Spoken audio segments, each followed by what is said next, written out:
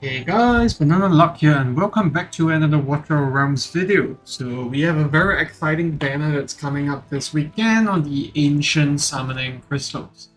So that's the Torodor event, and along with him is going to be Gisele. So we're going to talk about Torodor mostly and also take a brief look at Gisele as well, see how she fares, and yeah. Um, we talk about Torodor first. So what Torodor does mostly is basically he provides an insane lot bonus for all his nightmare units. So he does exactly what Wrath does in terms of attack speed. So that goes up to 35%. Healing is reduced. But I think one very big difference is that Torodor's lot bonus provides a 30% chance of landing an extra hit. And if you know how most of the nightmare units work, this is nuts in terms of the extra damage that it provides. Not to also, forget about the extra 5% bonus. But beyond that, Torador himself also does, defense reduction. So this is upon all the units that he hits, and whenever he's deployed or he's revived, he increases his attack by 20% for 15 seconds. So this is in line with his kit, where there's a skill that revives him after he dies, and it can only be triggered one time. And beyond that, he also does quite a bit of CC.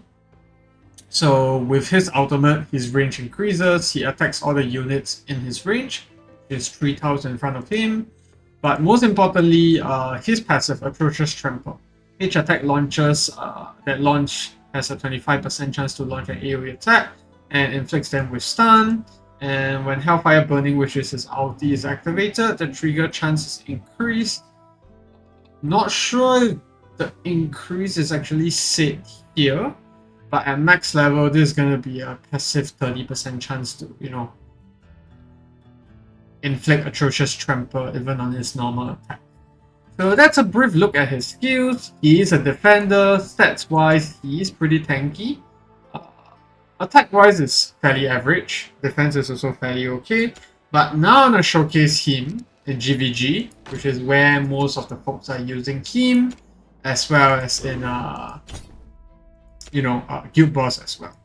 So just showcase a few of these attacks, and even though my Torodor is equipped to tank more than to actually do damage, you're gonna see how much control he does when it's combined with Abomination right behind him. Of course, that means that Abomination won't get hit until he activates his ultimate. Yeah, you can see whenever units bounce up in the air, that means the stun is being triggered.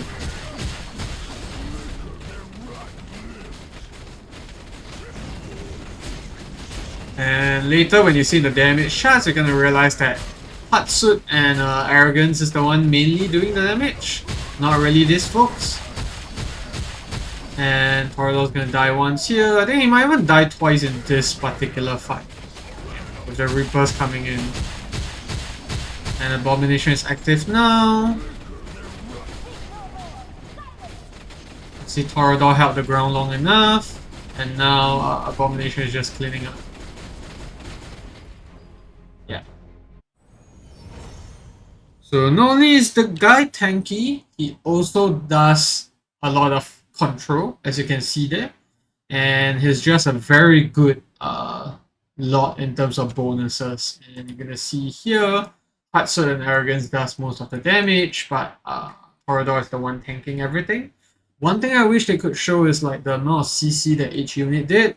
I can guarantee you for sure that Abomination and Torodor will be at the top of that with the amount of control that they dished out in that defense.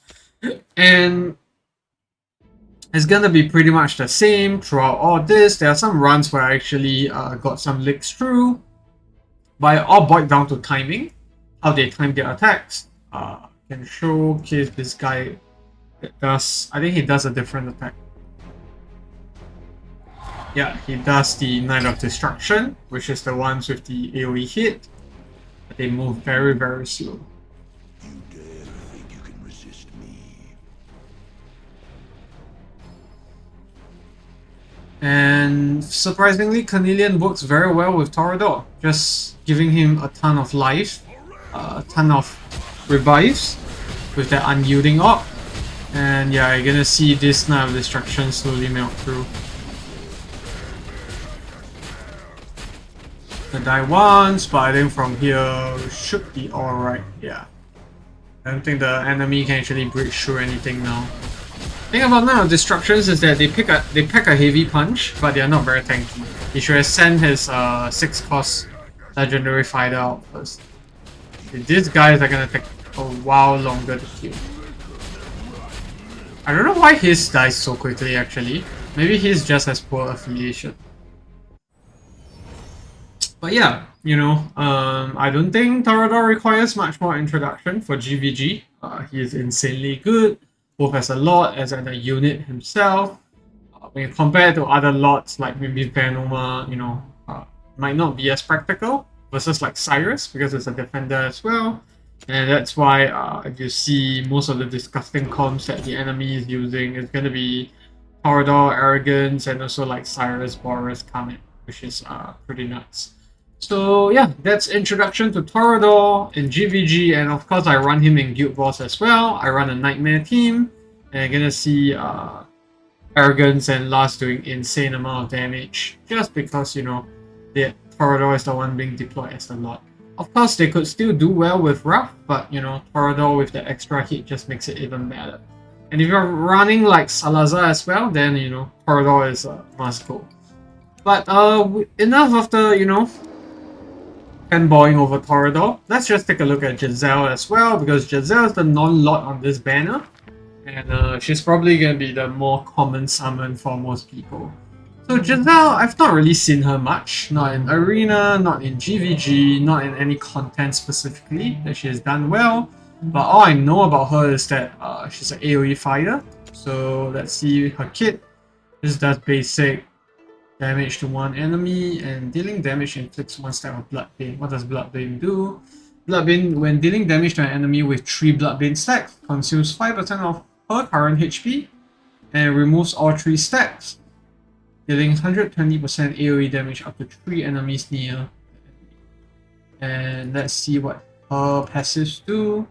10% extra attack speed is converted into crit damage.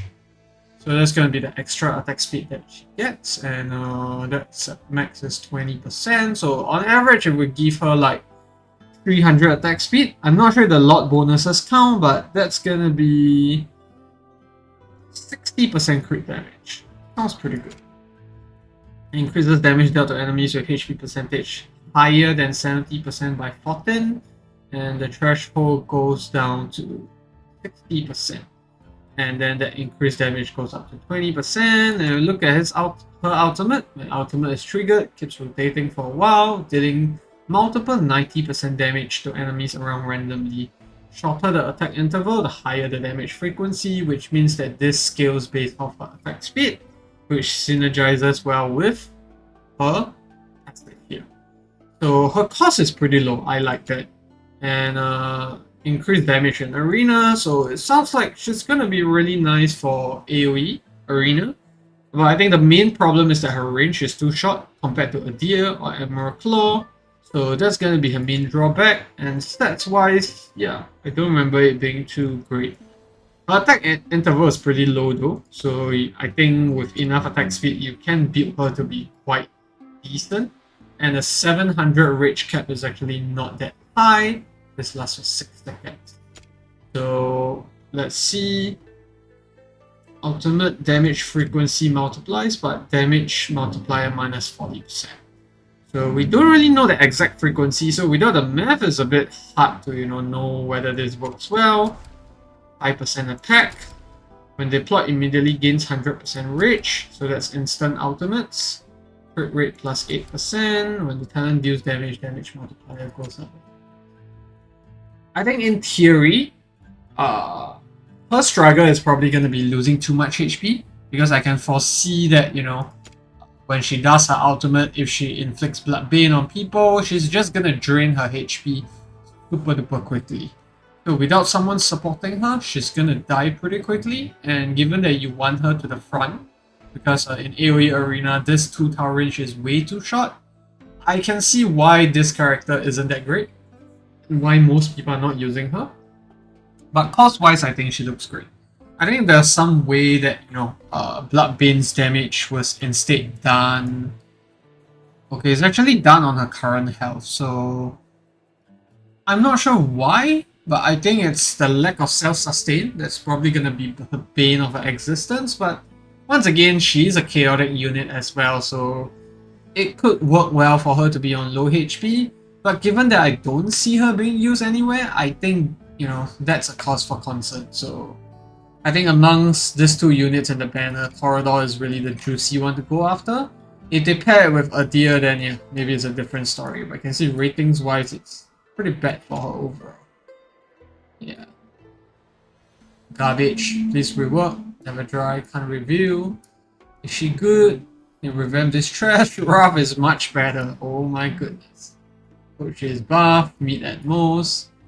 So it sounds like it's pretty consistent, what people are saying. So yeah, I'm gonna go on a limb here to say that she's not gonna be someone that you really want to get.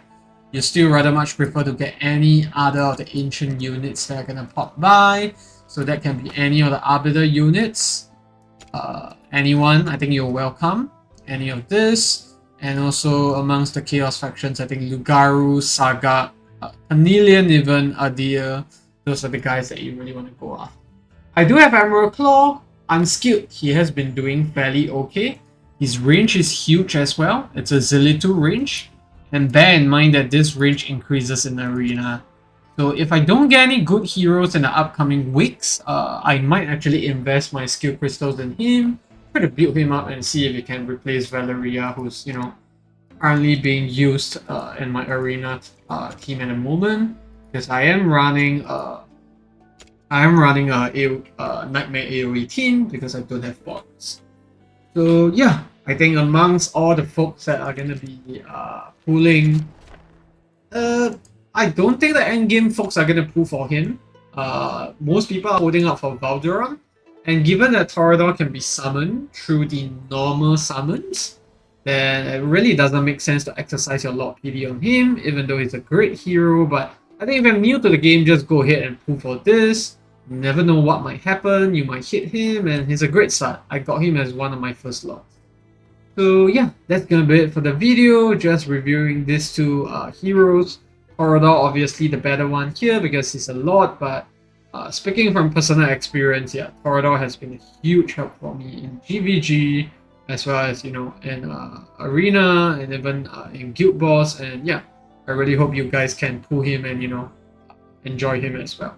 But yeah, that's gonna be it for the video, guys. Thanks for tuning in, and I wish you all the best if you're summoning for this weekend, and I'll see you in the next video. Goodbye.